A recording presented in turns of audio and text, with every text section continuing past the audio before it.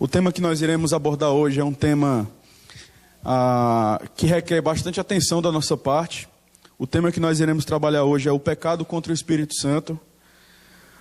Nós temos percebido que há bastante dúvida em relação a isso. Alguns irmãos, em determinados momentos, têm chegado para nós e perguntado: será que eu pequei contra o Espírito Santo, pastor? O que é que significa isso?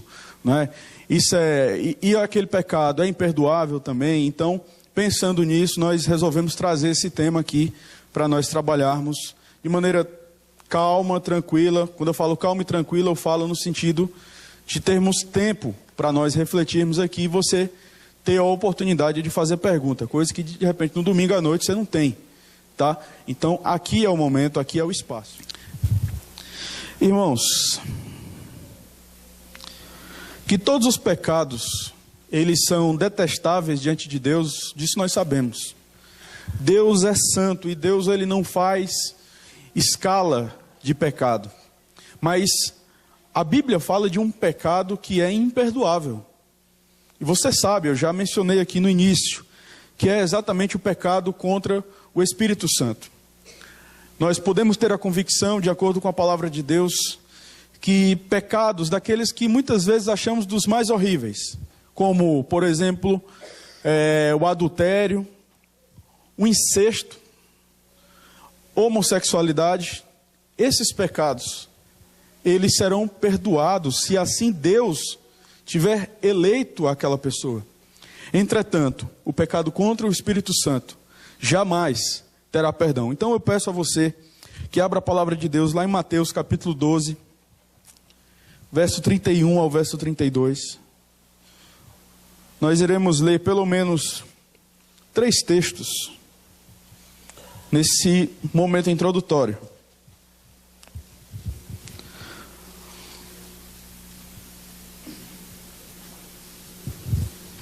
Mateus 12, do 31 ao 32. Diz a palavra de Deus: por isso vos declaro, todo pecado e blasfêmia serão perdoados aos homens, mas a blasfêmia contra o Espírito não será perdoada. Se alguém proferir alguma palavra contra o Filho do homem, ser-lhe-á isso perdoado. Mas se alguém falar contra o Espírito Santo, não lhe será isso perdoado, nem neste mundo, nem do porvir.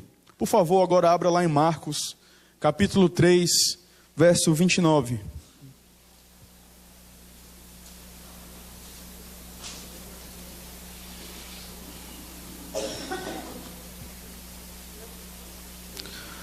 Marcos 3, 29.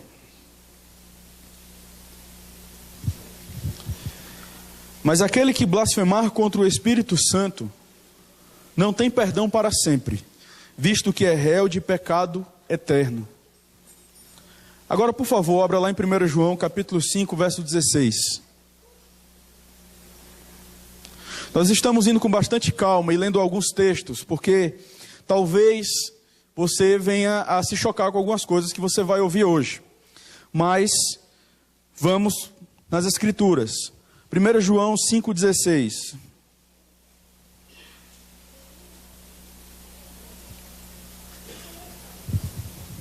Se alguém vir a seu irmão cometer pecado, não para a morte, pedirá, e Deus lhe dará vida aos que não pecam para a morte. Há pecado para a morte, e por esse não digo que rogue. Esse pecado para a morte nós entendemos que é o pecado contra o Espírito Santo. Será que em algum momento na sua vida você já se perguntou: será que eu já pequei contra o Espírito Santo? Será que eu pequei contra o Espírito Santo? Então, em primeiro lugar, nós vamos, após lermos esses textos, diante de alguns equívocos e temores que muitas vezes assaltam os nossos corações, eu quero pensar com vocês aquilo que não é esse pecado. O que não é pecar contra o Espírito Santo. E em primeiro lugar, nós podemos dizer que não pecar contra o Espírito Santo é negar a Cristo em alguma ocasião, sob pressão, por exemplo. O cara negou a Cristo em alguma determinada situação. Pequei contra o Espírito Santo. Não. Nós temos um exemplo nas Escrituras de um homem que negou a Cristo e, no entanto, foi restaurado. O caso de Pedro. Por favor, abra lá em Mateus, capítulo 26, versos 69 ao verso 75.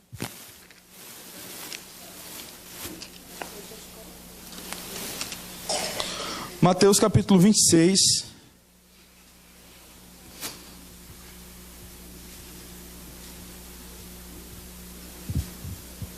do verso 69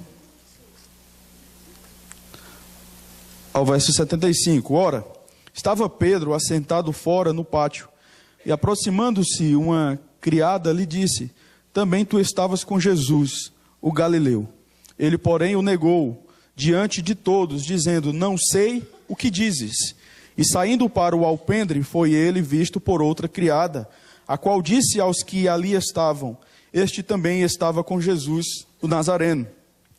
E ele negou outra vez com juramento: não conheço tal homem. Logo depois, aproximando-se os que ali estavam, disseram a Pedro: verdadeiramente és também um deles, porque o teu modo de falar o denuncia. Então começou ele a praguejar e a jurar: não conheço esse homem. E imediatamente cantou o galo. Então Pedro se lembrou da palavra que Jesus lhe dissera: antes que o galo cante, tu me negarás 3 vezes. E saindo dali chorou amargamente. De repente nós poderíamos ficar somente aqui e ouvirmos esse relato da negação de Pedro, mas nós observamos que houve restauração. Não só por aquilo que nós observamos em Atos, mas ainda nos Evangelhos. Então eu convido você a abrir lá em Marcos, capítulo 16. A partir do verso 3 até o verso 7. Marcos 16, do 3 ao 7. Diziam umas às outras: quem nos removerá a pedra da entrada do túmulo? E olhando, viram que a pedra já estava removida, pois era muito grande. Entrando no túmulo, viram um jovem assentado ao lado direito, vestido de branco, e ficaram surpreendidas e atemorizadas. Ele, porém, lhes disse: não vos atemorizeis, buscais a Jesus, o Nazareno, que foi crucificado. Ele ressuscitou, não está mais aqui. Vede o lugar onde o tinha posto. Observe o verso 7. Mas ide, dizei a seus discípulos e a Pedro, que ele vai adiante de vós para Galiléia, lá o vereis, como ele vos disse.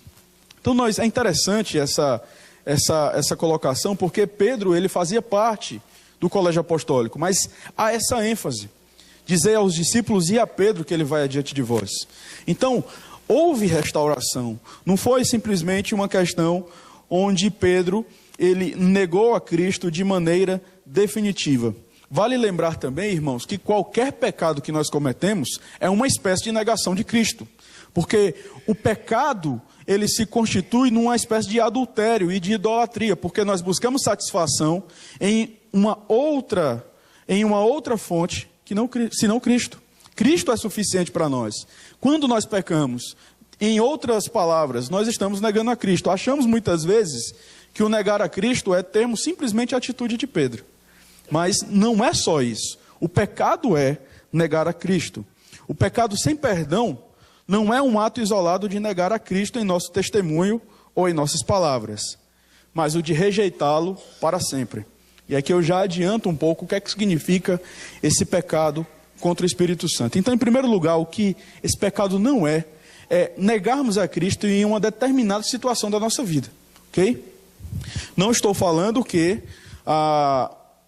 existem pessoas que negam a Cristo, e as que negam a Cristo de maneira definitiva, essas pessoas estão demonstrando que de fato estão cometendo pecado contra o Espírito Santo. Mas em uma determinada situação nós não podemos dizer isso, porque senão nós iremos pensar que todos os desviados, aqueles que estiveram um dia conosco, cometeram pecado contra o Espírito Santo. E há pessoas que se desviam, mas que voltam. Nós temos tido experiência disso aqui na nossa igreja. Em segundo lugar, não é fazer alguma ofensa verbal ao Espírito Santo. Apesar de que alguém que faz isso pode estar no caminho certo para cometer o pecado, evidentemente o ato em si de ofender o Espírito não é o pecado imperdoável. E aí nós vamos observar Paulo dizendo que alguns daqueles irmãos de Corinto eram maldizentes anteriormente. E ele mesmo vai dizer que ele era blasfemo. Eu peço a você que abra lá em 1 Coríntios, capítulo 6.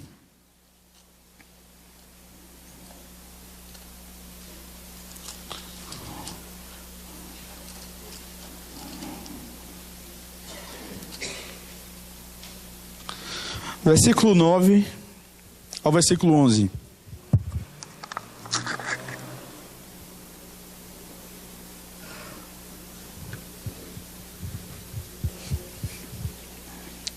Ou não sabeis que os injustos não herdarão o reino de Deus? Não vos enganeis, nem impuros, nem idólatras, nem adúlteros, nem efeminados, nem sodomitas, nem ladrões, nem avarentos, nem bêbados, nem maldizentes, nem roubadores herdarão o reino de Deus. Tais fostes alguns de vós, mas vós vos lavastes, mas fostes santificados, mas fostes justificados em o nome do Senhor Jesus Cristo e no Espírito do nosso Deus. Agora abra lá em 1 Timóteo, capítulo 1, versículo 13.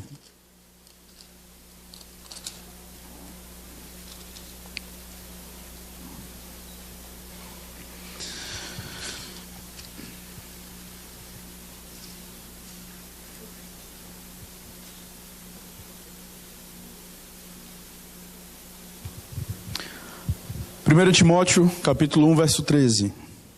A mim, que noutro tempo era blasfemo e perseguidor e insolente, mas obtive misericórdia, pois o fiz na ignorância e na incredulidade. Então, maldizer, de certa forma, você soltar alguma piada ou coisa do tipo, isso não se constitui num pecado contra o Espírito Santo, certo? Eu particularmente tinha muito essa dúvida. Não é que eu vivia tirando onda, né? Mas na minha época, lá no meu contexto, tinha um negócio que a gente falava em relação ao Espírito Santo. E depois que eu entrei na igreja, eu fiquei pensando sobre isso. E foi muito complicado o meu começo na caminhada cristã, porque eu achava que eu tinha pecado contra o Espírito Santo. E eu ficava, meu Deus, então está sendo inútil essa minha ida à EBD, achando que também se eu fosse para a EBD, algo ia acontecer diferente na minha vida, né? Mas Deus iluminou o nosso entendimento e mudou.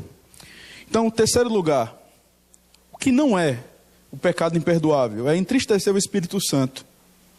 Entristecer o Espírito Santo não é um pecado imperdoável. Efésios capítulo 4.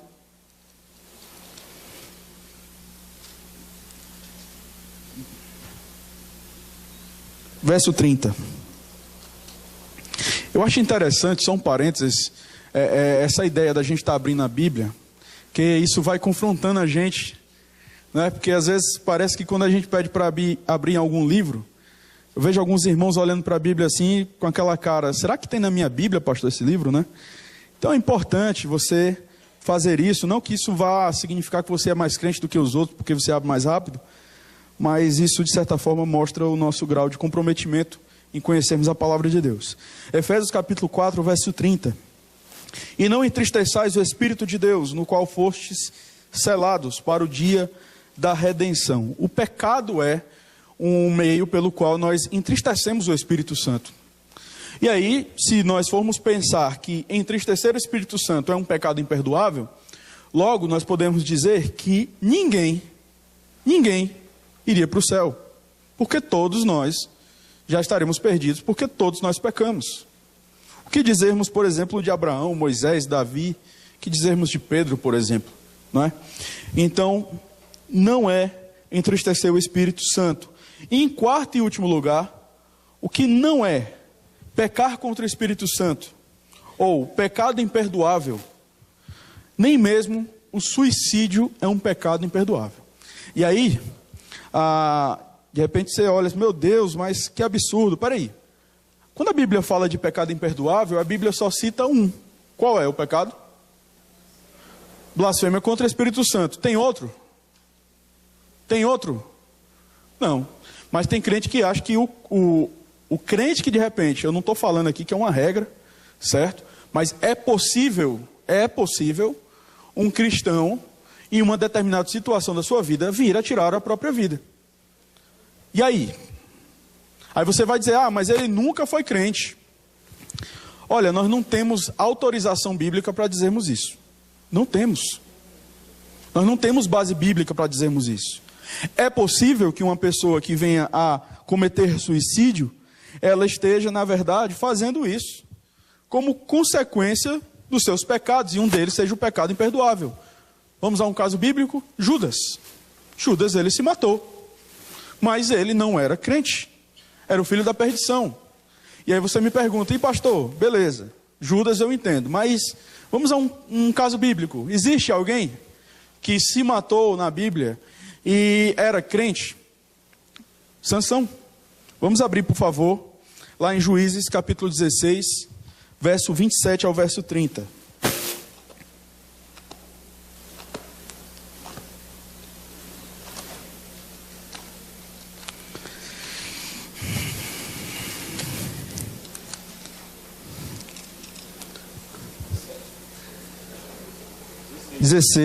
Verso 27 ao verso 30.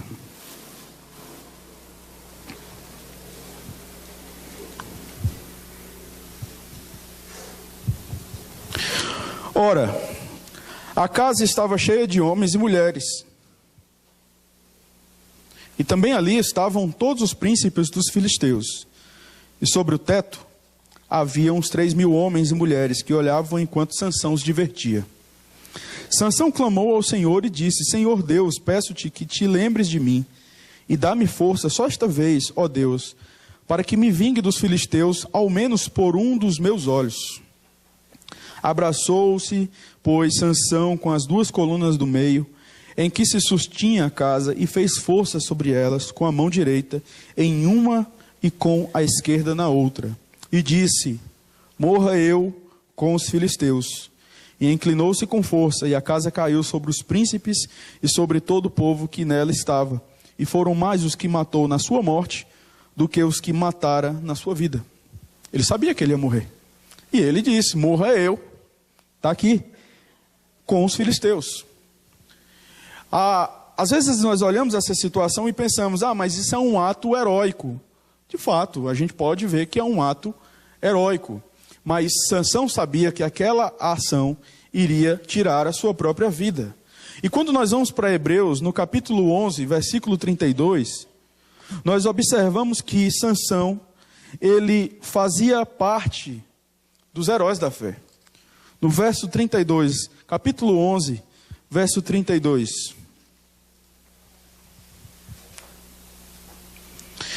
E que mais direi? Certamente me faltará o tempo necessário para referir o que há a respeito de Gideão, de Baraque, de Sansão, e aí ele continua, de Jefté, de Davi, de Samuel e dos profetas. E aí você pula para o capítulo 12, no versículo 1, o autor, ele exorta os seus leitores para olhar para essas nuvens de testemunha, onde dentre elas estava Sansão, e correr em direção a Cristo. Então, irmãos, a questão do suicídio, por mais complexa que ela seja, nós não temos autoridade bíblica para dizermos que um cristão nunca possa vir a cometer tal ato, certo? Então eu espero que você não saia daqui dizendo: o pastor disse que eu posso me matar, né? Mas, biblicamente falando, nós não podemos dizer que um crente verdadeiro, ao fazer isso, primeiro que nós não acreditamos que o crente ele perde a salvação. Nós vamos ver isso um pouco mais na frente, certo? O ponto é, nós colocarmos situações aqui, onde muitas vezes nós atribuímos a tal atitude um pecado imperdoável. Quando a Bíblia, ela fala que o único pecado imperdoável é o pecado contra o Espírito Santo. Então nós vimos aqui o que não é pecar contra o Espírito Santo. Não é negar a Cristo em uma determinada situação, não é blasfemar, ou seja, na verdade não é blasfemar, mas maldizer, falar algo de chacota, por exemplo, em relação ao Espírito Santo, não é entristecer o Espírito Santo e muito menos cometer suicídio. Muito embora pessoas que cometeram esse pecado para a morte, são pessoas que muitas vezes cometem esses pecados, né? Negaram a Cristo, maldizem o Espírito Santo, entristeceram o Espírito Santo, enfim, e cometeram o suicídio. O que é esse pecado? O que é o pecado imperdoável. Jesus manifestou à nação de Israel Jesus se manifestou à nação de Israel por meio dos seus ensinos. Nós temos acompanhado os sermões em Mateus e nós temos observado isso. Jesus ele veio como o Messias prometido, mas os seus o negaram, o rejeitaram, principalmente os fariseus, os saduceus, aquelas classes religiosas. Então nós temos aqui do capítulo 5 ao capítulo 7, na verdade aqui nós temos o Sermão do Monte, e este ensino de Jesus, que apontava para o fato de que ele era o Messias prometido, havia sido rejeitado também. Nós temos do capítulo 8 ao capítulo 10 de Mateus, os milagres de Jesus. Ele exibiu claramente sinais de que era o Messias prometido. Apesar disso, os líderes religiosos não acreditaram nele, muito pelo contrário, o mataram. Os fariseus tinham testemunhado, visto e experimentado o ensino e os milagres de Jesus. Eram evidências fortes demais para serem ignoradas. Eles estavam ali, eles ouviam os ensinos de Jesus, eles viram os milagres de Jesus, no entanto, eles resistiram ao Espírito.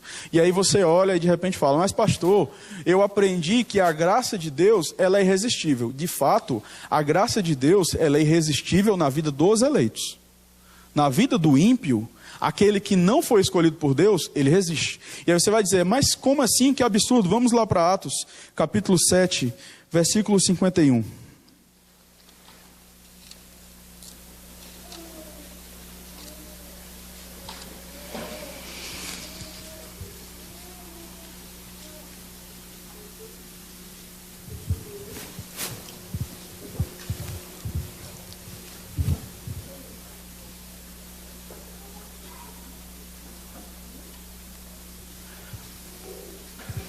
Diz o texto, Atos 7, 51.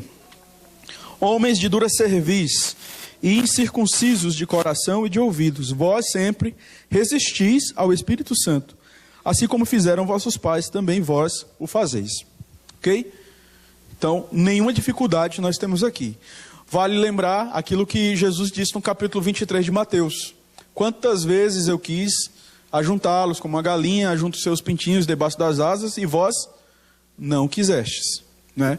E aí quando você vai para João capítulo 1, lá diz, mas recebereis poder ao descer sobre... Não, confundi, desculpa, eu fui em Atos 1:8. Mas a todos aqueles que o receberam, deu-lhes o poder de serem feitos filhos de Deus, ao saber aos que creem, o quê? No seu nome. E aí ele continua, que é a parte que eu acho bastante interessante aqui para o nosso estudo. Versículo 13, os quais não nasceram do sangue, nem da vontade da carne, nem da vontade do homem, mas de Deus. Enfim, se Deus não agir em última instância, o homem está perdido eternamente, isso é fato. Entretanto, irmãos, o fato do homem natural rejeitar o evangelho, isso se constituirá numa condenação contra ele. É por isso que nós precisamos e defendemos que é necessário pregar o evangelho com fidelidade. Para quê? Até para que o ímpio venha rejeitar o evangelho. O problema é que o evangelho não tem sido pregado com fidelidade em muitos momentos, e as igrejas, elas estão cada vez mais cheias de pessoas que acham que estão salvas. Acham que, na verdade, nasceram de novo. Por quê? Estão ali, de repente, por uma promessa, por uma conveniência, porque o pastor é legal, ou porque o pastor, ele me visitou no hospital, então ele criou uma empatia com o pastor e agora ele está na igreja por causa disso. Mas não tem frutos, não desenvolve a salvação, ou seja, nunca nasceu de novo. Ok? Então, essa resistência ao Espírito Santo. Mas nós vamos afunilando um pouco mais, porque você vai observar que o ímpio, aquele que não entrou na igreja, digamos assim, local, aquele que de repente não ouviu o evangelho, ele não cometeu o pecado contra o Espírito Santo. Mas você vai ver por que eu estou falando isso mais na frente. Voltando aqui à questão dos fariseus, eles tinham todas as razões para crer, porém, ainda assim se recusavam. Esse pecado não teria perdão. Portanto, a blasfêmia contra o Espírito Santo que os fariseus estavam cometendo foi uma recusa consciente e deliberada de aceitar que Jesus fosse o Messias, apesar do poderoso testemunho do Espírito Santo. Agora vá lá para Hebreus, capítulo 6, versículo 4.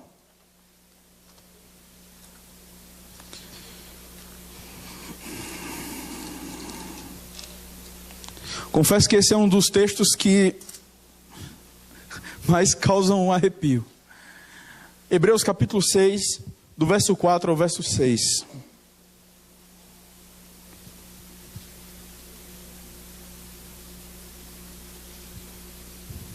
É impossível, pois, que aqueles que uma vez foram iluminados e provaram o dom celestial e se tornaram participantes do Espírito Santo e provaram a boa palavra de Deus e os poderes do mundo vindouro e caíram, sim, é impossível outra vez renová-los para arrependimento, visto que de novo estão crucificando para si mesmos o Filho de Deus e expondo-o à ignomínia.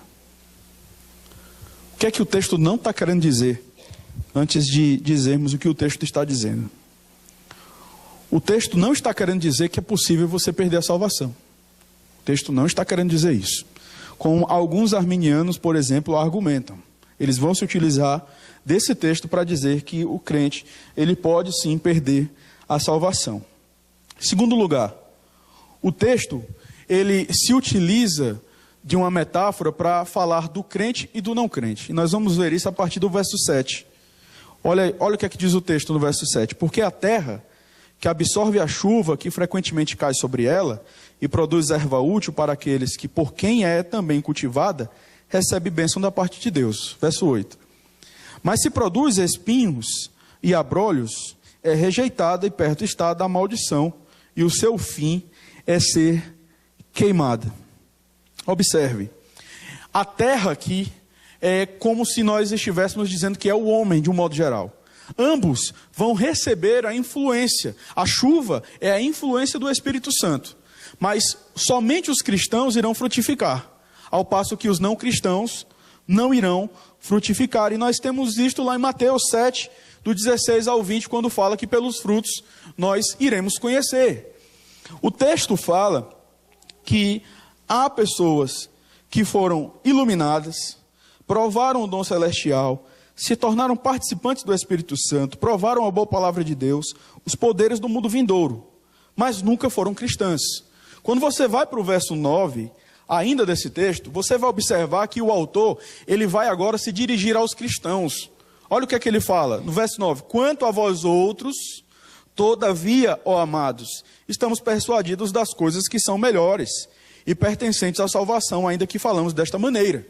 Ele está se dirigindo a pessoas anteriormente, do verso 4 ao verso 8, que são pessoas que não nasceram de novo, mas são pessoas, de acordo com aquilo que nós vemos na parábola do semeador, por exemplo, receberam a palavra com alegria, ficaram emocionadas até, que já estou parafraseando, né? Mas não deu fruto. Cresceu, mas veio os cuidados do mundo e matou a semente, aquela coisa toda. Então, há pessoas que estão na igreja, estão sentadas no banco da igreja, participam da ceia, foram batizadas, dão dízimo, às vezes assumem até cargos na igreja, mas nunca nasceram de novo.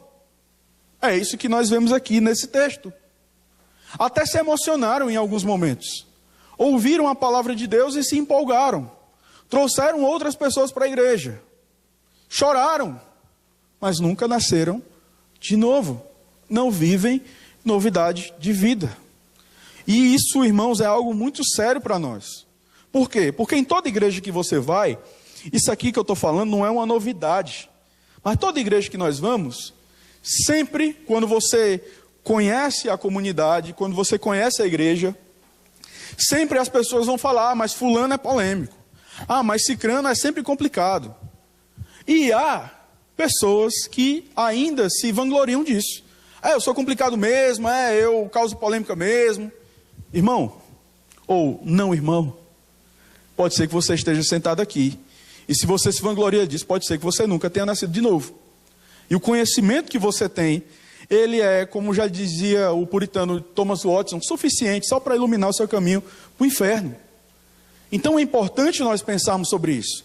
É importante nós buscarmos viver uma vida de obediência a Deus. Porque às vezes nós temos aquela falsa ideia de que o crente desviado é aquele crente que saiu da igreja local. Mas tem gente dentro da igreja perdida. Tem gente dentro da igreja que precisa nascer de novo. Ah, mas eu tenho 30 anos de igreja, pastor. Eu nasci num lar presbiteriano. Eu conheço os 5 pontos do calvinismo. Eu sei quais são os símbolos de fé da igreja. E aí, meu irmão? Ladrão da cruz não sabia de nada disso. E você sabe, e isso de repente é algo que se volta contra você. Então é importante nós temermos diante dessa palavra. Temos vivido o evangelho. Você pode estar aqui e de repente está indo para o inferno por rejeitar a Cristo. Aí, não, mas eu não rejeito a Cristo. Mas o que é que Jesus diz lá em João? Aquele que me ama, guarda os meus mandamentos. Faça uma retrospectiva de 2014. Será que nós conseguimos vencer alguns pecados que tenazmente nos assediavam até aqui? Será que nós podemos dizer que hoje vivemos novidade de vida? Será que eu posso dizer que hoje Cristo vive muito mais em mim do que vivia há um mês atrás? Então são coisas para nós pensarmos, coisas para nós refletirmos. O pecado contra o Espírito Santo, ele só é possível por aqueles que experimentaram da palavra, por aqueles que ouviram o evangelho, até foram iluminadas. Mas observe, essas pessoas nunca nasceram de novo, mas até que tiveram um certo carinho pelo evangelho, mas nunca nasceram de novo. Então, irmãos, é importante nós refletirmos sobre isso. Agora abra lá em 1 João capítulo 2.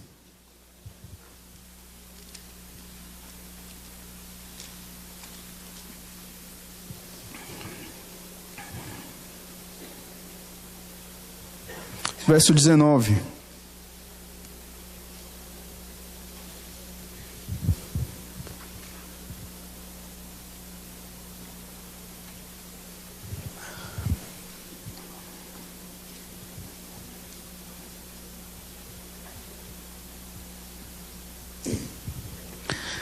Eles saíram do nosso meio, entretanto não eram dos nossos, porque se tivessem sido dos nossos, teriam permanecido conosco. Todavia, eles se foram para que ficasse manifesto que nenhum deles é dos nossos. Nós, como falei anteriormente, nós tivemos a experiência, temos tido a experiência de pessoas que saíram, mas que retornaram. Mas existem aqueles que saíram e não querem mais nem saber do evangelho. E aí, nós, muitas vezes na ânsia de agradarmos as pessoas, muitas vezes na ânsia de ganharmos a pessoa, nós nos portamos a demonstrarmos que queremos ser mais sábios do que Deus. E não é isso. Qual deve ser a nossa postura, por exemplo, em relação a pessoas que negaram o evangelho, estiveram entre nós e saíram? Vá lá para 1 João capítulo 5, verso 16.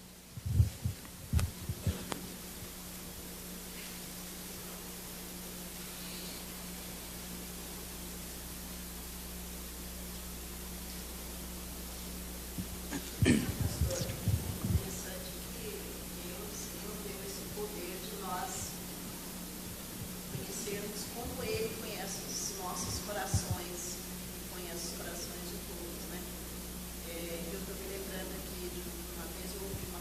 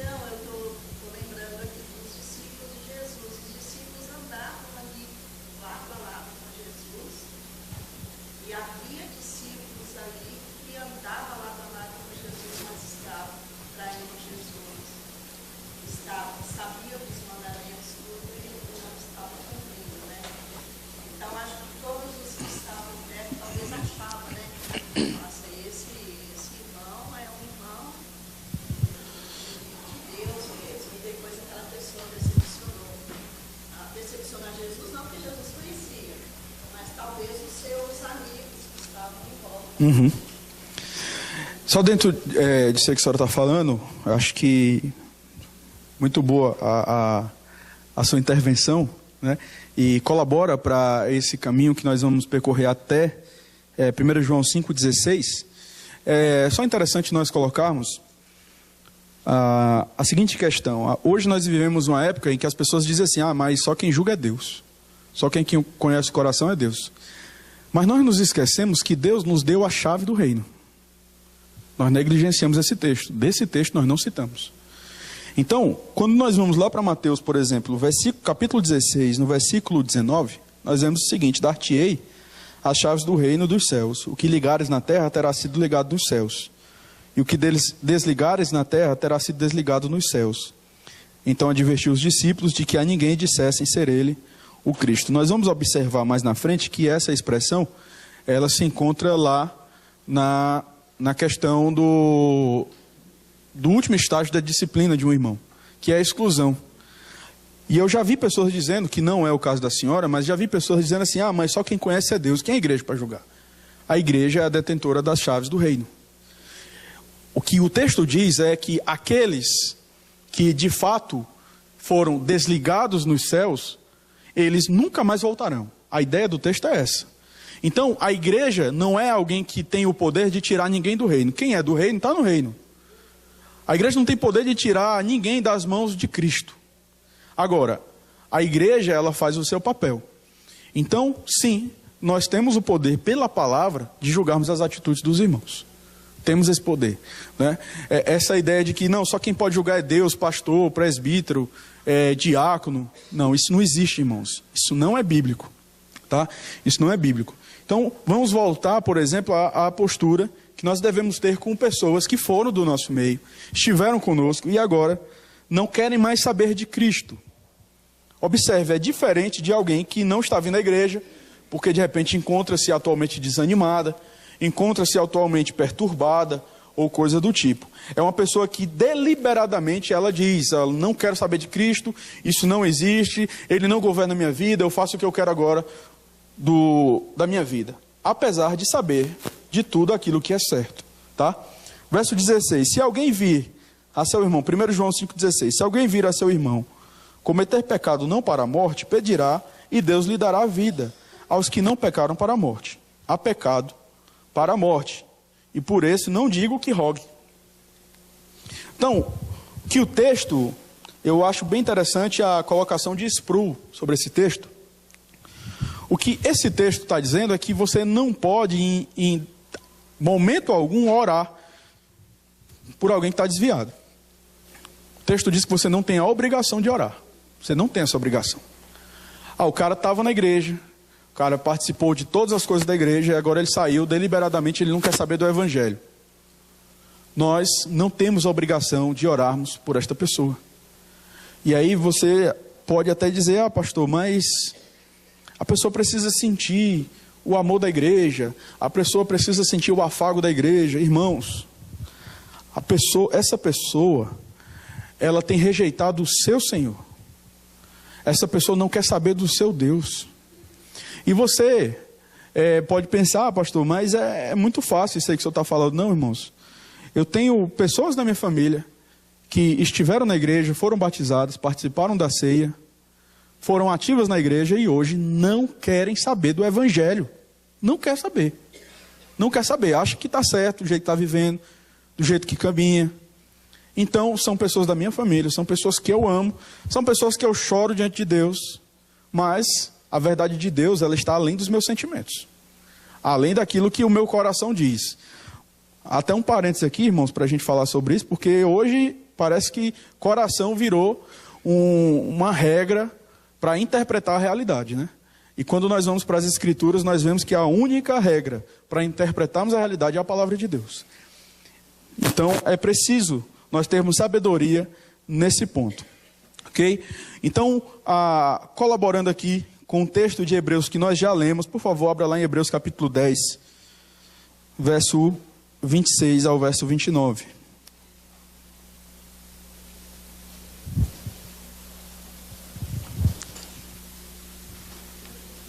Hebreus 10, do 26 ao 29.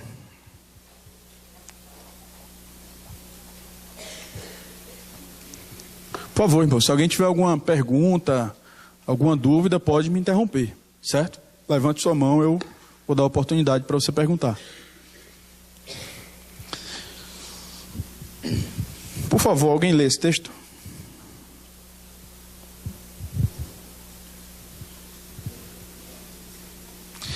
Dez, do 26 ao 29.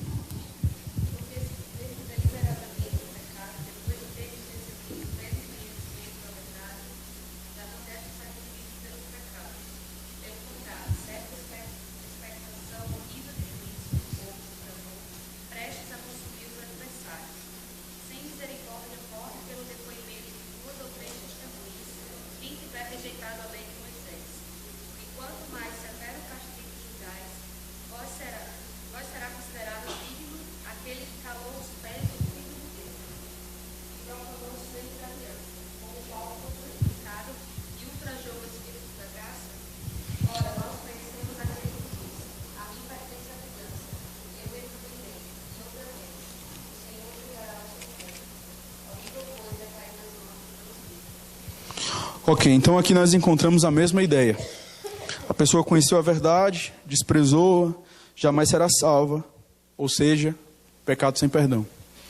Portanto, o pecado contra o Espírito Santo é uma rebeldia que vai contra todos os fatos, uma indesculpável indisposição contra Deus, apesar de tudo que viu de Deus e ouviu dele. O pecado contra o Espírito Santo é uma rebeldia total contra Jesus, que somente é possível depois de tê-lo conhecido. E quando fala conhecido aqui, não é um conhecimento salvífico, porque crente não perde salvação, certo? Mas é dentro daquilo que nós trabalhamos em Hebreus capítulo 6. Tudo bem? Alguma pergunta até aqui?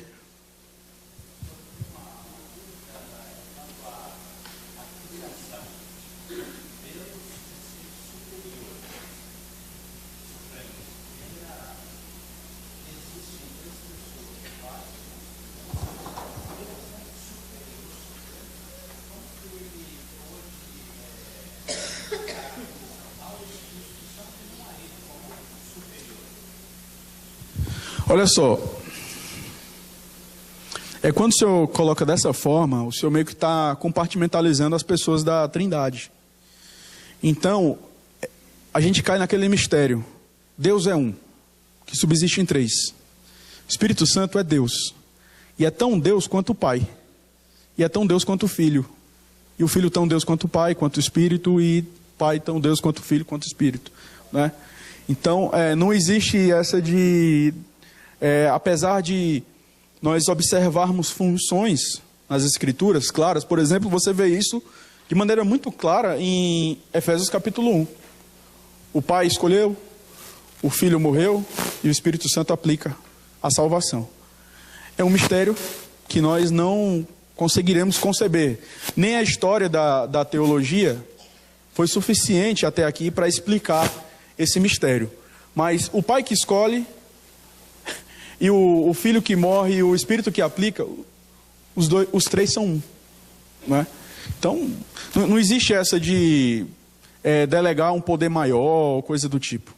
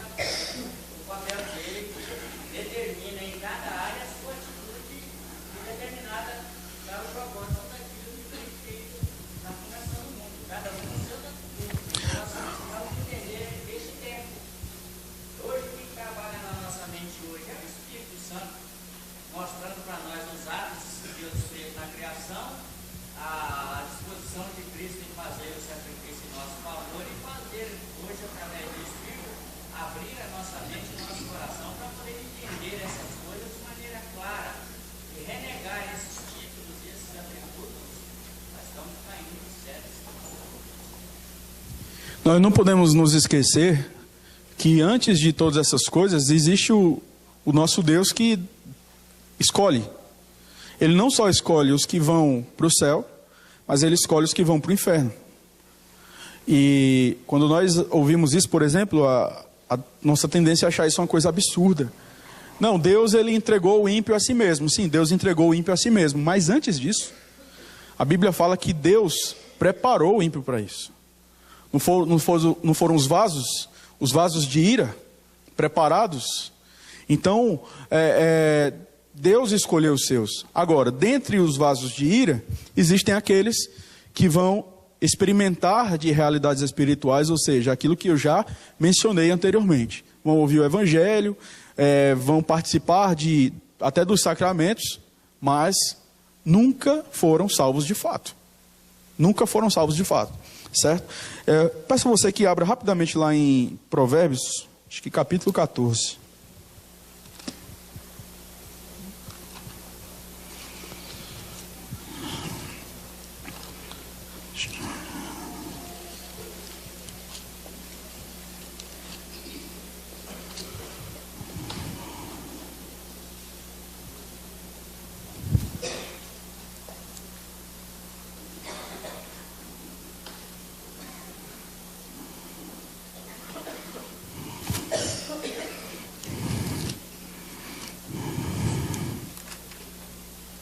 Alguém lembra onde está aquele versículo que Deus preparou o ímpio para o dia da calamidade? Alguém lembra? Aí você diz, pastor, se não sou eu lembro, imagina eu, né? Que Deus preparou o ímpio para o dia da calamidade. Provérbios 16.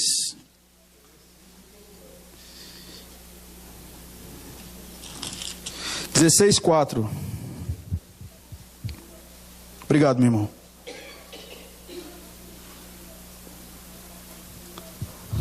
O Senhor fez todas as coisas para determinados fins, e até o perverso para o dia da calamidade. Então, daí nós entendemos que não há imparcialidade de Deus. Deus, ele é Deus de providência. Então, assim como Deus providencia a salvação dos seus eleitos, assim Deus providencia a perdição dos ímpios. Isso é soberania. Aí você vai dizer, mas Deus é culpado. Não, Deus não é culpado. Deus não é culpado. Deus age independente das ações más. Ou você vai dizer que Deus não sabe, por exemplo, quem vai para o inferno. Deus sabe. E o seu saber não pode ser revogado. Certo? Se for revogado, Deus deixa de ser onisciente. Ele sabe de todas as coisas de maneira perfeita. Ok? Alguma pergunta até aqui? Alguma dúvida?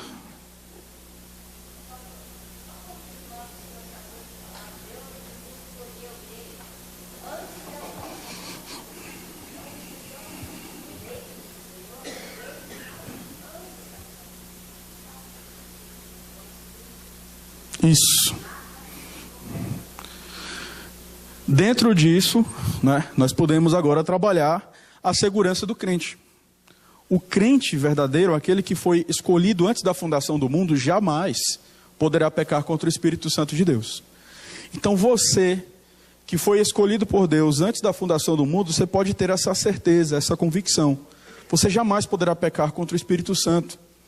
Porque o Deus que escolheu você é o Deus que providenciou meios para que você viesse a ter o conhecimento da pessoa de Cristo, e é o Deus que continua a providenciar os meios para a sua santificação e perseverança. É simples. Então, é impossível para o cristão pecar contra o Espírito Santo? Sim, é impossível para o cristão verdadeiro pecar contra o Espírito Santo. Mas para aqueles que se acham cristãos e não são, talvez nós necessitaríamos de uma aula para falarmos aqui sobre as marcas de um verdadeiro cristão. O que é ser um cristão de fato? Né? Assim, objetivamente, biblicamente, mas é aquele que vem para a igreja todo domingo. Geralmente as pessoas respondem isso. Mas é aquele que, sabe, sente aquela alegriazinha, aquele frio na espinha, né? Não sei se aqui vocês usam esse termo. Mas é aquele que se emociona, aquela coisa toda. Gente, a Bíblia, ela é bem objetiva quanto a isso. Vocês me amam? Guardem os meus mandamentos. 1 João 2,3. Ora, aquele que Ora, sabemos que o temos conhecido por isto, se guardamos os seus mandamentos. Ele continua, aquele que diz eu conheço e não guarda seus mandamentos, é mentiroso e nele não está a verdade. Então, se Deus quiser, até um livro que, após o livro de Mateus, nós iremos trabalhar uma série nas cartas de João. João é extremamente objetivo, extremamente. Então, ou você é filho de Deus, ou você é filho do diabo. Ah, mas eu vou para a igreja todo domingo, eu gosto do evangelho, mas eu ainda não caminho com Cristo. Então, você é filho do diabo. Ah, mas eu dou o dízimo, você é filho do diabo, não dê mais o dízimo, não. Por favor, e nem diga para mim, você é filho do diabo, porque você deixa de dar o dízimo do dia para a noite, tá? Então, o evangelho é objetivo.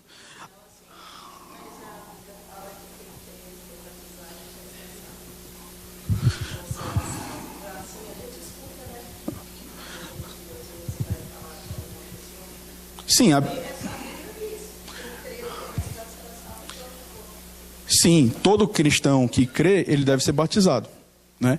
Mas nem todo cristão que for batizado, necessariamente, ele será salvo.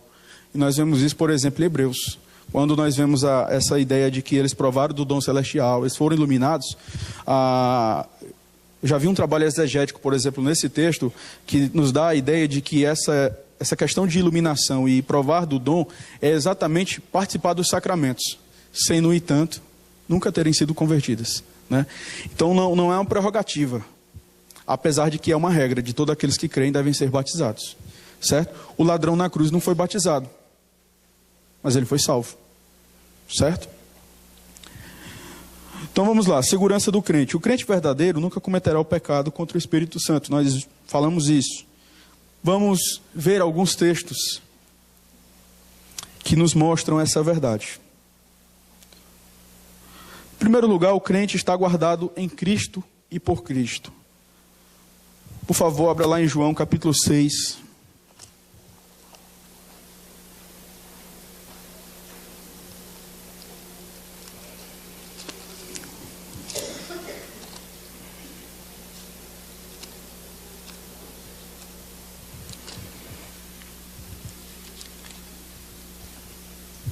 Versículo 37 ao versículo 40.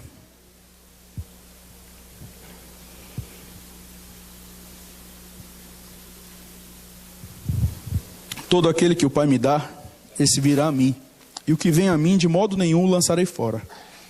Porque eu desci do céu, não para fazer a minha própria vontade, e sim a vontade daquele que me enviou. E a vontade de quem me enviou é esta, que nenhum eu perca, de todos os que me deu. Pelo contrário, eu o ressuscitarei no último dia.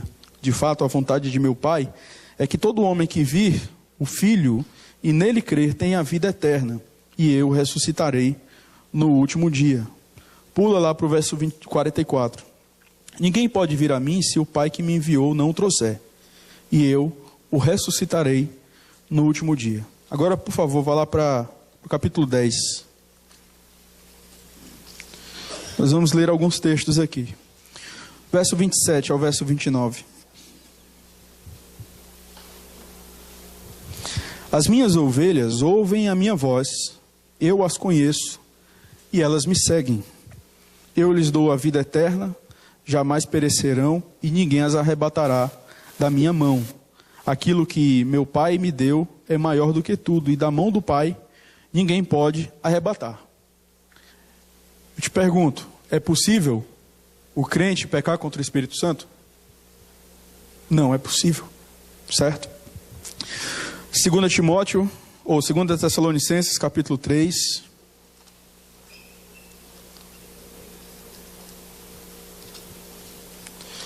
Versículo 3.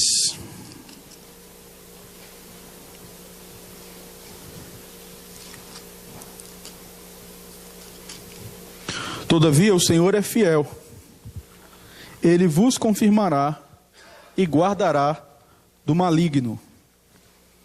Agora vá lá, um pouco mais para frente, 2 Timóteo 1, 12.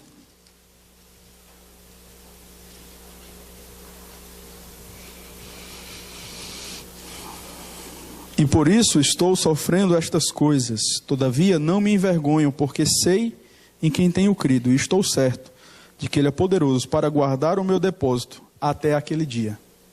mais para frente, capítulo 4, versículo 18.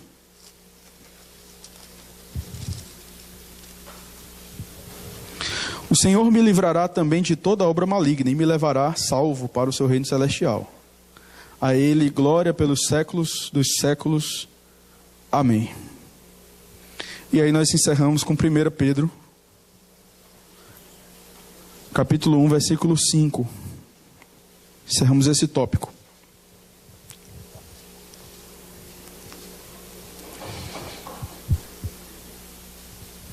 Primeira Pedro 1, 5. Que sois guardados pelo poder de Deus mediante a fé, para a salvação preparada para revelar-se no último tempo. Então, o cristão verdadeiro, ele está guardado em Cristo. Ele pode ter a certeza absoluta de que ele jamais pecará contra o Espírito Santo. Agora, isso não significa dizer que você, assim como eu, não é que devemos, mas nós temos potencial para fazermos tudo de ruim. Tudo. Você tem potencial para adulterar.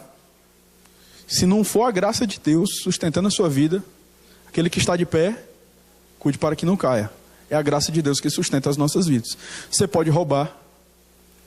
Você tem potencial, irmão, para fazer coisas terríveis. Mas se você de fato é um crente verdadeiro em Cristo, você jamais irá perder a salvação, porque você jamais irá cometer o pecado contra o Espírito Santo. Davi, o que foi que ele fez? Adulterou. Você indicaria um livro de um adúltero para alguém? Leu coisas da graça de Deus, né? Moisés matou.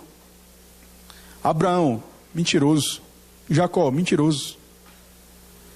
Sansão, idólatra. Eu não estou falando aqui que você tem que viver do jeito que você acha que deve viver e simplesmente, não, é a graça, né? É a graça de Deus. Não é, irmão. A graça de Deus, ela nos chama à obediência, à santificação.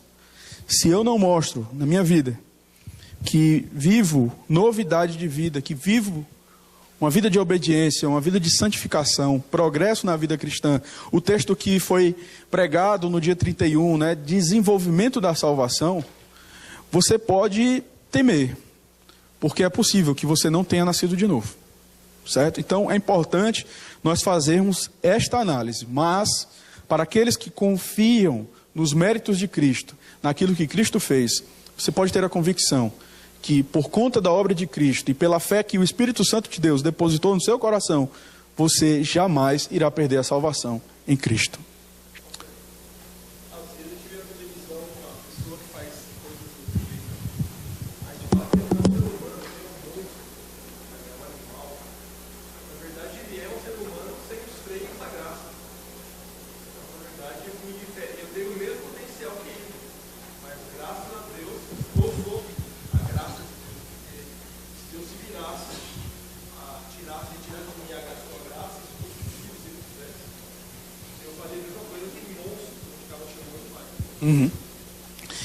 A nossa tendência natural é, por mais que nós venhamos a conhecer a teologia, que é extremamente importante, porque é a razão da nossa fé, mas a nossa tendência natural é nos acharmos justos. Lutero, depois de 20 anos de reforma, o cara que, digamos assim, um dos ícones assim, que falaram a respeito da justificação. Claro que em Calvino nós vamos ter de maneira mais sistematizada. Mas depois de 20 anos, Lutero ainda se achava tendo comportamentos que mostravam que ele achava que merecia a graça, merecia a justificação. E não é isso. Nós temos essa tendência. Eu lembro uma vez eu estava dando estudo num grupo de senhoras lá em Recife, eu não sei se eu comentei isso aqui. Mas só para nós termos uma ideia que a nossa tendência também é compartimentalizarmos os pecados, né? O pecado da mentira, ninguém fala nada. Fulano é mentiroso, mas ele pode ser mentiroso. Ele pode ser fofoqueiro, mas se ele for um adúltero, um homossexual, por exemplo, aí a gente já... E de fato esses pecados, irmãos, eles precisam serem punidos pelas Escrituras. Se o cara é membro da igreja, ele precisa ser disciplinado. Eu não estou falando aqui, vamos, né, a cota, né, os inclusivistas aqui. Não, o ponto não é esse. Mas a ideia que eu estou falando aqui é que a gente compartimentaliza pecado. Eu lembro que eu estava no grupo de senhoras e falando a respeito da perseverança dos santos. E teve uma hora que eu perguntei assim, se eu mentir, eu perco a salvação? Não, não perde. Isso é um absurdo. Aí fui falando uma coisa mais absurda ainda. Imagina se eu chego na igreja e dou um murro na cara do pastor. E aí? Não, você ensinou pra gente que não perde. Imagina se eu engravido a pessoa que eu estou comprometido hoje. Aí você perde, né? Aí é demais. Entende? A cabeça da gente funciona assim. Só que a Bíblia fala de um pecado que é imperdoável. Sabe qual é o problema? É que nós deixamos de ler a palavra de Deus. E aí passamos a ver as coisas à nossa maneira, de acordo com os nossos sentimentos. E não é assim que deve ser. Ok? Então, o crente que está guardado em Cristo, ele jamais poderá cometer esse pecado contra o Espírito Santo. Segundo lugar, Deus preparou uma salvação com início, meio e fim. Por favor, abra lá em Romanos, capítulo 8.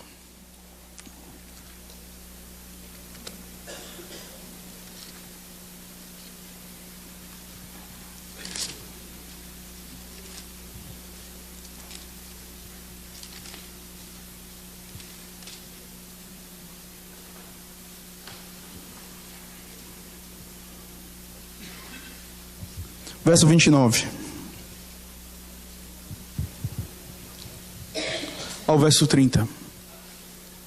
Porquanto, aos que de antemão conheceu, também os predestinou para serem conformes à imagem de seu Filho, a fim de que ele seja o primogênito entre muitos irmãos. E aos que predestinou, a esses também chamou. E aos que chamou, a esses também justificou.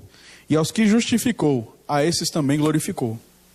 Esse versículo 30 aqui, por exemplo, ele é bastante utilizado nas aulas de teologia, quando você vai aprender a ordem de salvação.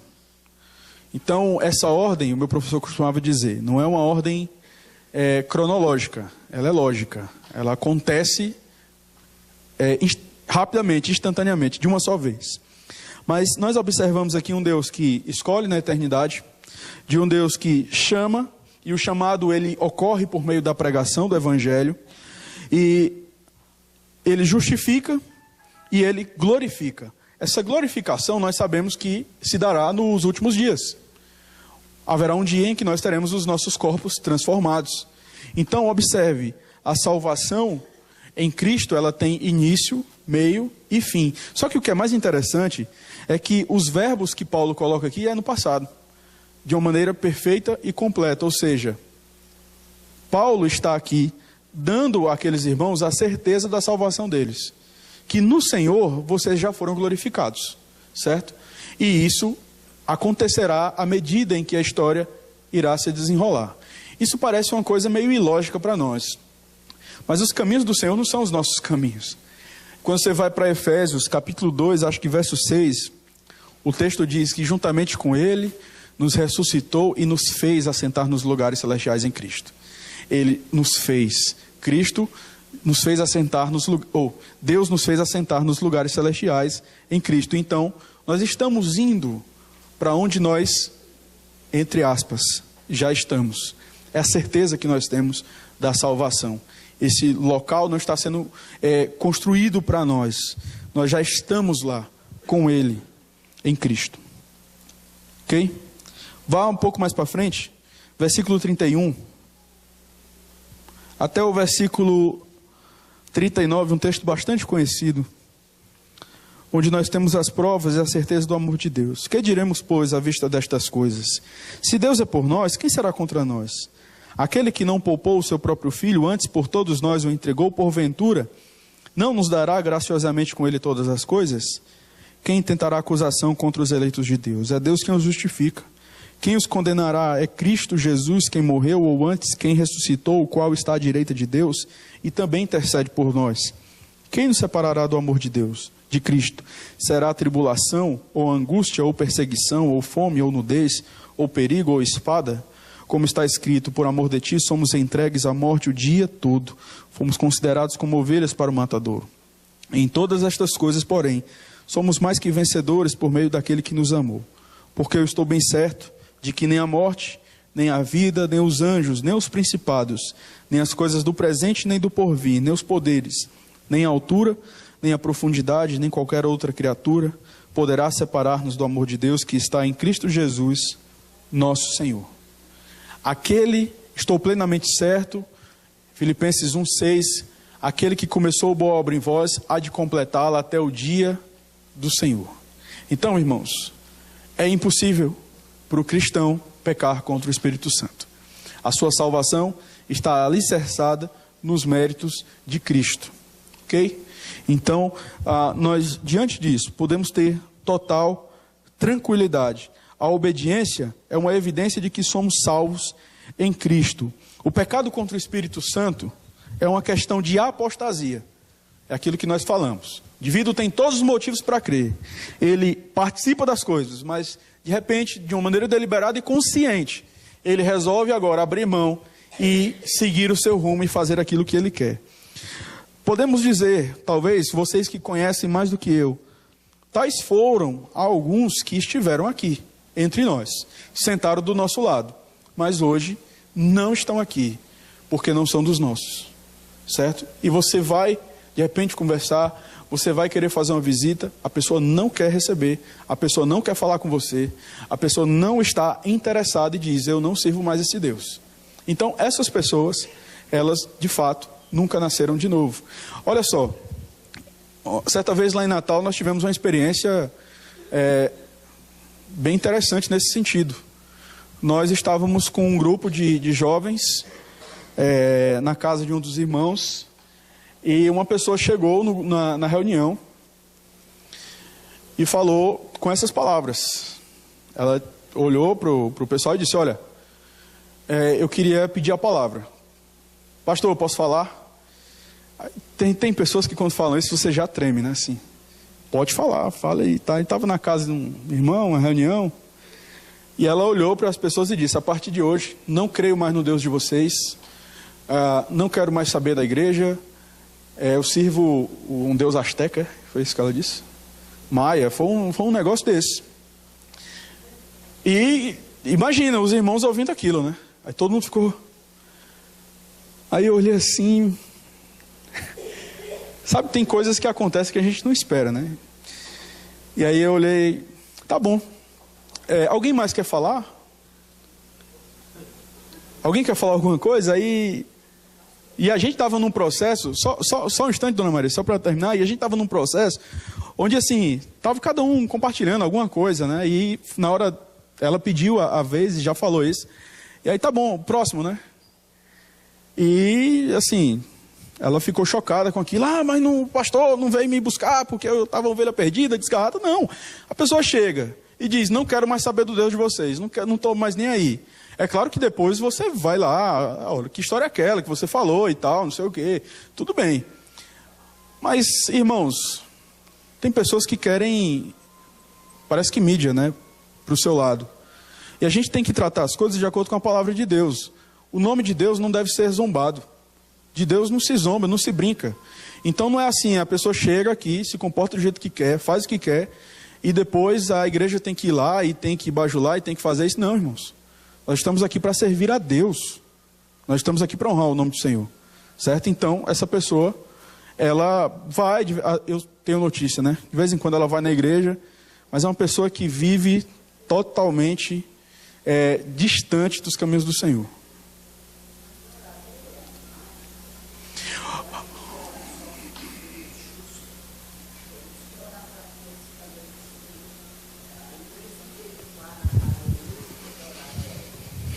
Existe um comentário, dona Maria, eu não lembro agora se é na Confissão de Fé de Roger, ou se é no Catecismo Maior, mas o comentarista ele fala que se você tem dúvida, porque é como eu falei, existem pessoas que saíram da igreja, mas que encontram-se desanimadas.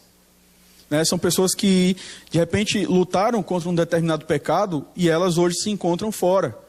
E não significa dizer que essa pessoa, ela cometeu um pecado para a morte. É como eu falei, ao mesmo tempo que existem pessoas que saíram da igreja e não cometeram pecado para a morte. Nós temos exemplo de pessoas que voltaram, existem pessoas que estão dentro da igreja e que nunca nasceram de novo.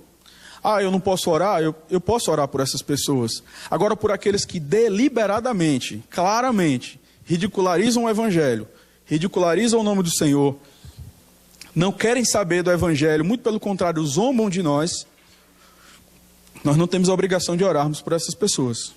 Nós não temos. Porque, já prestou atenção, quando alguém fala mal do seu pai, você fica chateado, né? Você fica triste. Você vai lá, você até briga. Mas quando alguém fala mal de Deus, não, está tudo bem. É porque ele está de cabeça quente. Então, a gente não tem esse comprometimento, muitas vezes, afetivo com Deus, né? De sentimento. E quando você vai para o Salmo 119, o salmista diz que ele enche os olhos de água porque o povo não quer saber da lei do Senhor.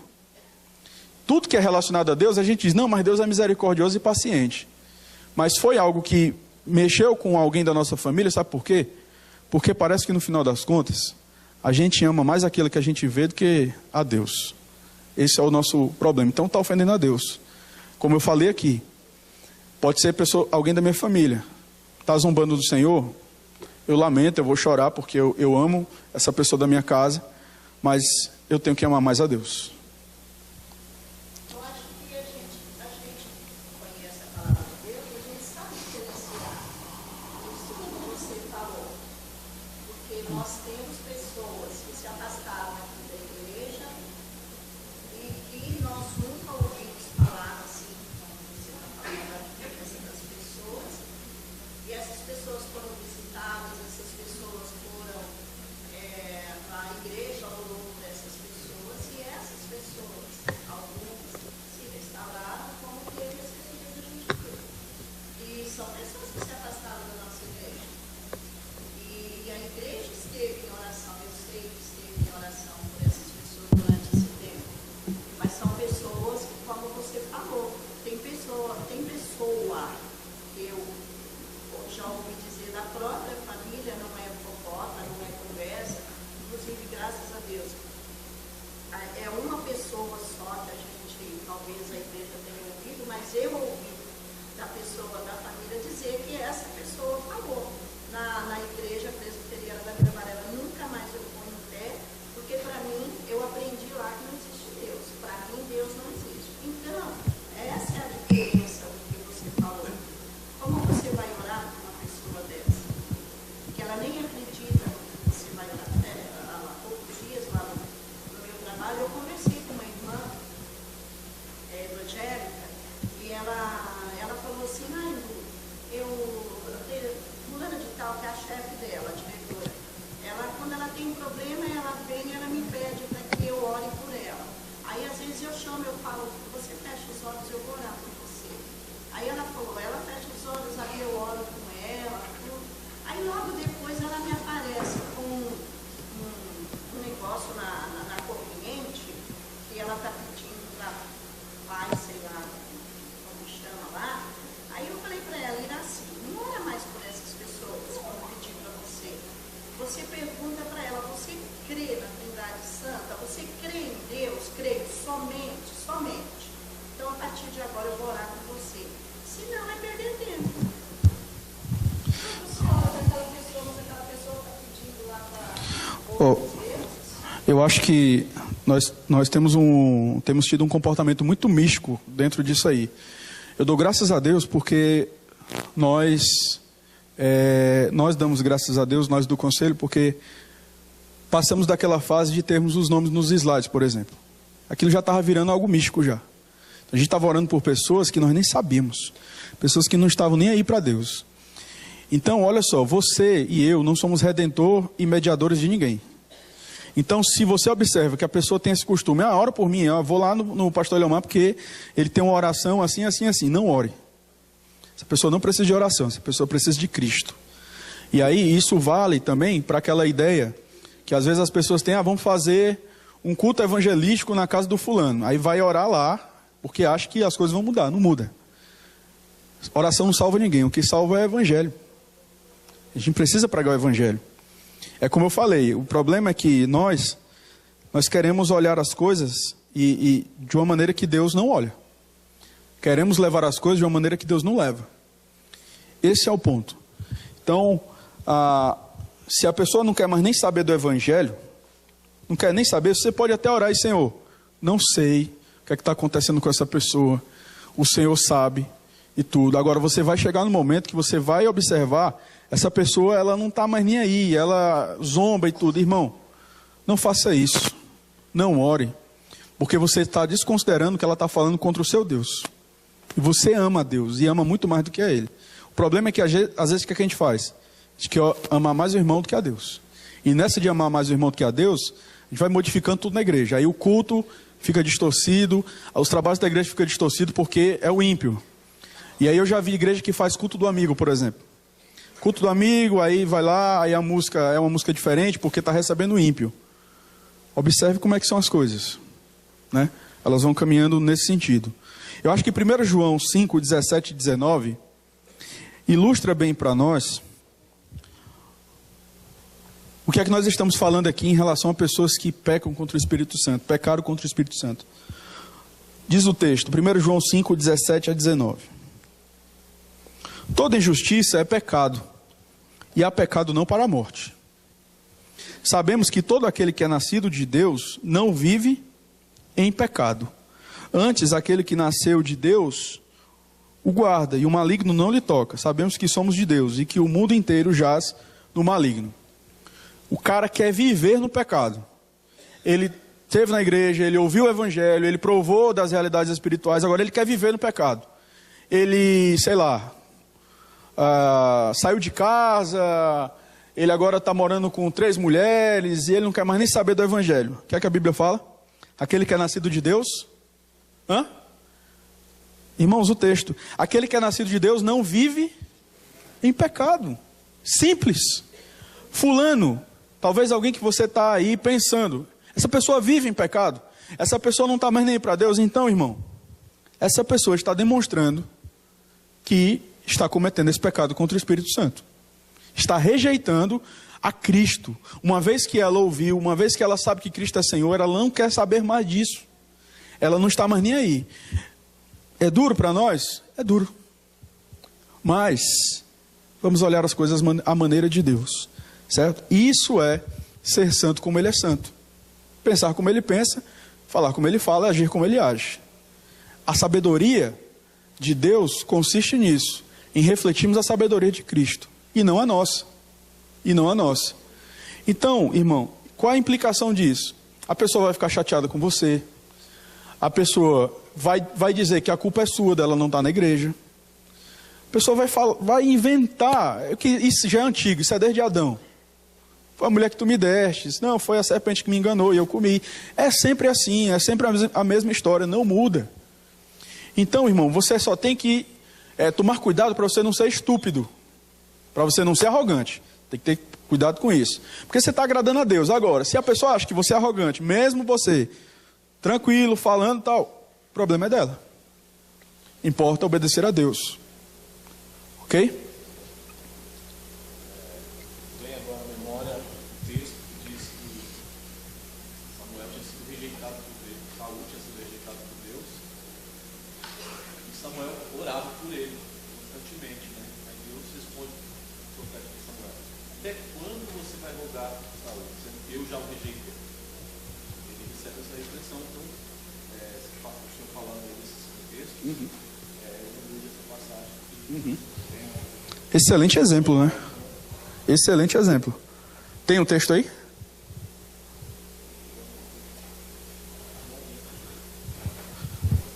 Todos ouviram o que o presbítero Sandro falou? Pedi para ele falar aqui novamente. Eu dizia que tem um texto na Bíblia, eu não estou achando exatamente o texto, mas diz que Deus havia rejeitado Saul como rei de Israel, como ungido do Senhor, por causa dos seus grandes pecados, e o profeta Samuel orava, intercedia pela vida de Saul. E Deus responde para o profeta Samuel que: até quando você vai orar por Saul, sendo que eu já o rejeitei? Então, foi esse texto que eu lembrei, que vem ao nosso... Achou, Eduardo? Texto?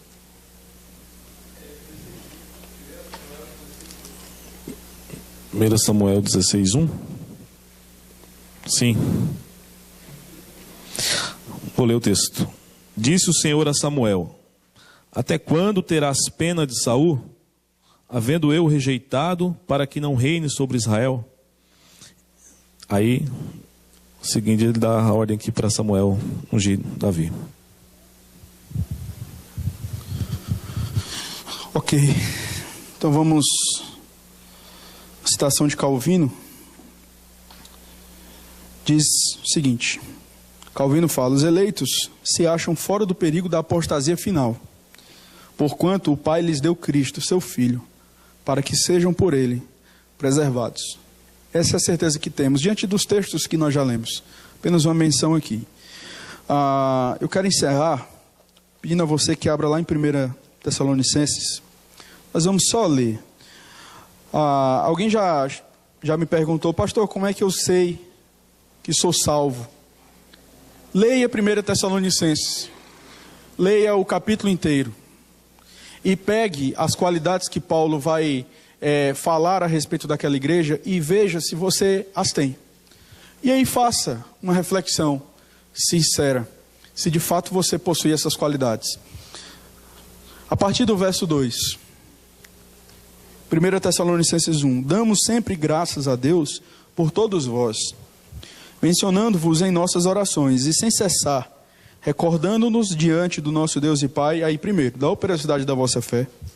Ou seja, não é uma fé estática, não é uma fé meramente intelectualizada, mas é uma fé operosa, da abnegação do vosso amor, amor sacrificial, e da firmeza da vossa esperança no nosso Senhor Jesus Cristo. Ou seja, aqueles que nasceram de novo são pessoas que anseiam pela volta de Cristo.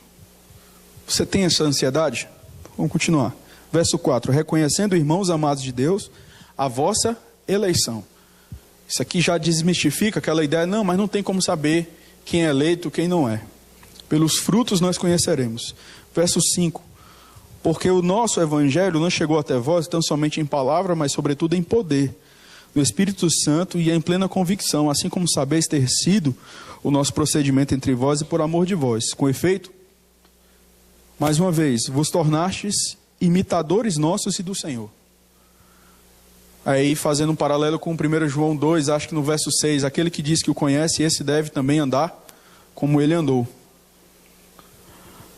Tendo recebido a palavra, posto que em meio de muita tribulação, com a alegria do Espírito Santo, de sorte que vos tornastes um modelo para todos os crentes na Macedônia e Acaia. Ou seja, são pessoas que são modelo, são pessoas que são referenciais de Cristo, certo? Verso 8: porque de vós repercutiu a palavra do Senhor, não só na Macedônia e Acaia, mas também por toda parte se divulgou a vossa fé para com Deus, a tal ponto de não termos necessidade de acrescentar coisa alguma, pois eles mesmos, no tocante a nós, proclamam que repercussão teve o nosso ingresso no vosso meio, e como deixando os ídolos, vos convertestes a Deus, para servirdes o Deus vivo e verdadeiro, deixando os ídolos. Eu estou dando essas ênfases óbvias, por quê? Porque às vezes a gente acha que idolatria, por exemplo, nesse ponto especificamente, é se dobrar diante de uma imagem. Não é só isso. Idolatria é você adorar a Deus do jeito que você quer. Isso é idolatria. Por quê? Porque quando você adora um Deus do jeito que você quer, você pressupõe que você formulou um Deus na sua cabeça. E esse Deus que você formulou na sua cabeça, ele deve ser adorado do seu jeito. Só que esse Deus que você formulou na sua cabeça não é o Deus da Bíblia. Então você está prestando culto a um outro Deus. Então tem igrejas que se reúnem, até cantam músicas e tudo, mas estão muitas vezes cantando a outro Deus. E as músicas que nós vemos em alguns locais, elas mostram um outro Deus, não é o Deus da Bíblia. Isso é idolatria também, certo? Para servir o Deus vivo e verdadeiro, e para guardardes dos céus o seu Filho, a quem ele ressuscitou dentre os mortos, Jesus, que nos livra da ira vindoura. Então, irmãos, que Deus nos livre, que Deus nos ajude, que você caia na real e esteja bastante preocupado se de repente você é alguém que é conhecido por ser causador de confusão, é conhecido por ser aquele cara que dá respostas duras, e quando eu falo duras não são respostas verdadeiras, mas são aquelas respostas estúpidas e não está nem aí para isso, e não quer saber de ser corrigido e mudar. Quero dizer para você, tome cuidado, porque se tem alguém que pode pecar contra o Espírito Santo, esse alguém é você que está sentado aqui, domingo após domingo, ouvindo a mensagem, mas não muda em nada, não muda. Então, irmãos, vamos ter cuidado com isso. A minha oração é que todos nós possamos neste ano crescermos ainda mais na graça e no conhecimento do Senhor, que nós possamos vencer pecados que são terríveis para nós hoje, pecados que sempre são corriqueiros em nossas vidas, que nós possamos vencê-los, que nós possamos mudar para a glória do Senhor.